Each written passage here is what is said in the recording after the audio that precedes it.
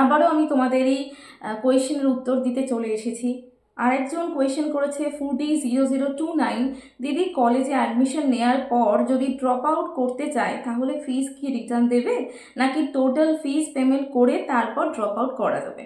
আচ্ছা, এই সম্বন্ধে অনেকের অনেক রকম ধারণা আছে, আমি সেটা একটু ক্লিয়ার করে দিই।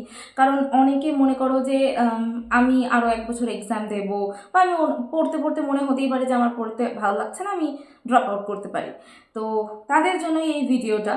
দেখো, আমাদের কলেজে যেটা হয়, প্রত্যেকটা কলেজে, শুধু বিএইচএমএস না, যে কোনো প্যাথিতেই, এমবিবিএস বলো, বিডিএস বলো, সব কিছুতেই কিন্তু একটা বন্ড সাইন করতে হয় যে তুমি যদি কোর্স ছাড়ো তাহলে তোমাকে একটা টাকা পেমেন্ট করার পর তুমি তোমার কোর্সটা ছাড়তে পারবে।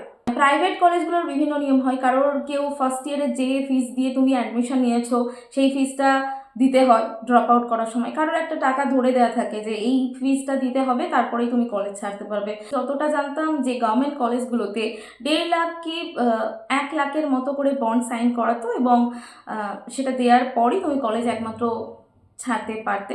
অ্যান্ড যদি তুমি আমাদের কলেজে অ্যাডমিশন নাও তাহলে তোমাকে এই কলেজ ছাড়তে গেলে বন্ড তোমাকে 5 লাখ টাকা দিতে হবে।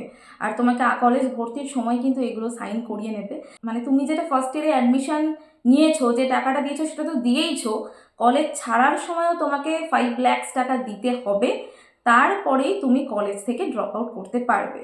এটা রেখে যেতে রিজনও আছে, কারণ অনেকেই সিট পায় না, তো সেই সিটটা যদি কেউ একজন নেয়, নেওয়ার পর সে 1 বছর পর তার মনে হচ্ছে সে আর করবে না, ছেড়ে দেবে, তো সেই সিটটা তো একটা নষ্টই হয়ে যায় না। তো এই জন্যই এই ব্যবস্থাটা করা।